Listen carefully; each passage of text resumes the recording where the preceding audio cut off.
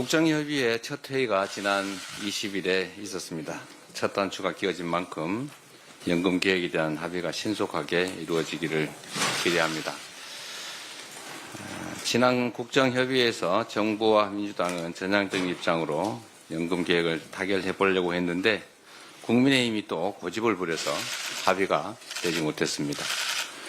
국민의힘의 특기 같기도 하고 그러긴 한데 한번 얘기를 했으면 웬만하면 그 얘기를 지켜야 되지 않습니까? 분명히 작년에 44% 얘기를 했습니다. 국민의힘이. 그럼 민주당은 50% 얘기하다 제가 40%로 소득 대체율을 낮추는 것을 얘기했고 1% 차이인데 그 부분은 협의할 수 있다 이렇게 말씀을 드렸습니다. 다들 기억하실 겁니다. 그런데 권영세 비대위원장께서 갑자기 42%를 들고 나왔어요. 하지 말자는 거죠. 이런 식으로 정치하면 되겠습니까? 더군다나 야당도 아니고 집권 여당 아닙니까? 이런 식으로 사실상 연금개혁 안 하려고 하면서 겉으로만 하는 척 이런 거 하면 안 됩니다. 그 야당도 그런 짓 하지 않습니다. 여당이 산당이 돼서 그런지는 모르겠는데 그러면 되겠어요. 여러 차례 말씀드렸지만 저출생 고령화 위기를 헤쳐나가기 위해서 국민연금 제도 개편은 반드시 해내야 됩니다. 최대한 빨리 처리하기를 기대합니다. 자꾸 요새는 제가 웬만하면 이런 얘기 안 하려고 하는데 자꾸 국민의힘 태도를 지적하지 않을 수가 없어요. 한 김에 한 번 더 하겠습니다.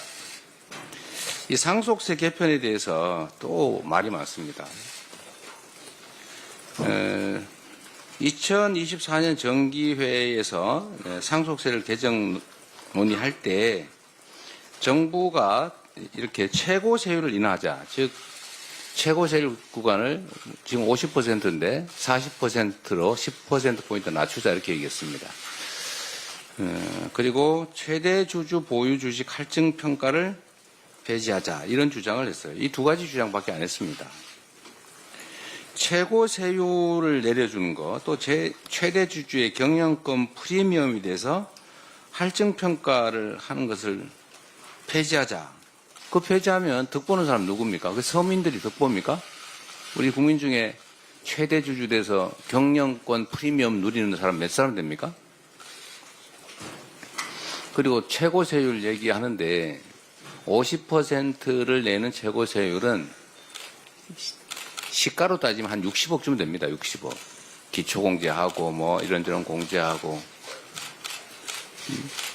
60억 넘는 사람 얼마나 돼요? 그게 서민입니까?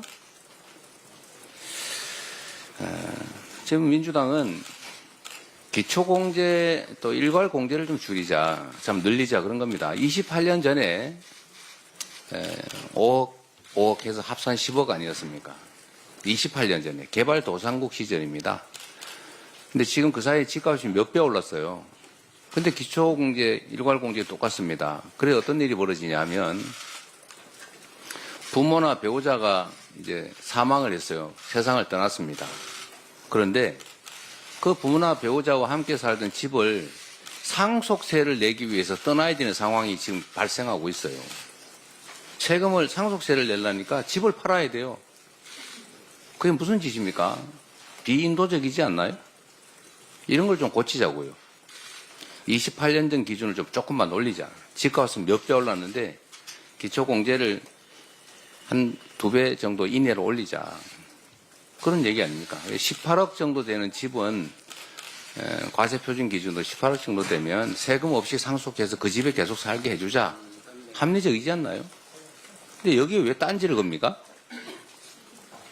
국민의힘이 딴지를 걸면서 그 얘기 하잖아요, 지금. 최고세율 인하 안 하면 이것도 뭐 동의 못 하겠다. 지금 그런 거 아닌가요? 어디 정책위원장이 어디 그죠? 2022년 상속세 부과 기준을 보면 최고 상속세를 낸 사람이 499명이었습니다. 그러니까 955명이었습니다. 하여튼 955명. 평균 재산 420억. 그 몇몇 사람들 때문에 10%포인트 깎아주자고. 그러면 1,000억 상속받는 사람 100억 세금 더 깎아주는데 그거 안 해주면 그 기초공제, 일괄공제 못 올려주겠다는 거예요. 이런 행패 아닙니까, 이거는? 이건 당이 아니죠. 그러면서도 이게 서민 운운합니다. 그러면서 이 주장하는 저를 보고 무슨 사기꾼, 뭐 인생을 사기로 살았네, 이런 얘기해요. 왜 욕을 합니까? 욕이잖아요. 국민의 삶을 놓고 하는 정책 토론을 하는데 왜 욕을 해요? 이게 집권 여당이 할 짓입니까? 정말 이해가 안 됩니다. 좀 당황을 한 모양이에요. 내란 세력하고 몰려다니다 보니까.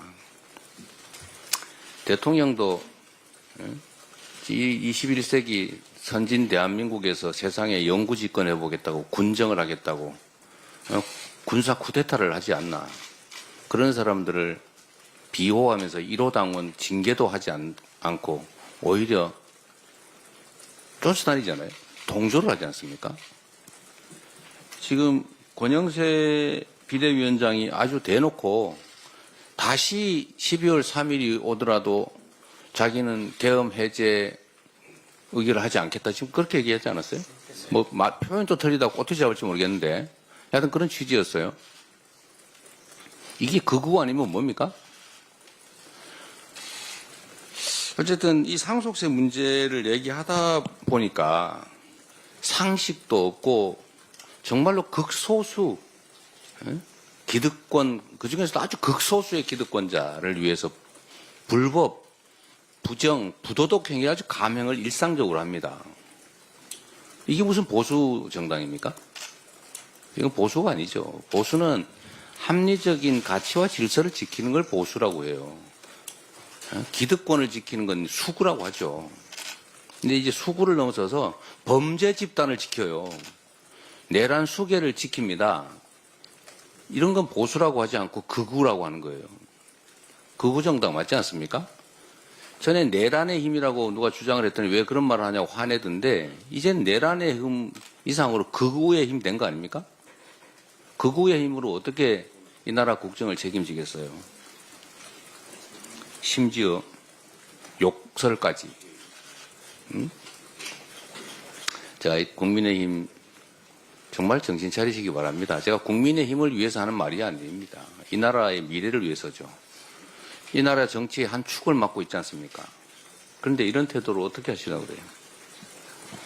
정신 좀 차리시기를 다시 한번 권고드립니다. 합리적으로 정책 토론하기를 기대합니다. 이상입니다.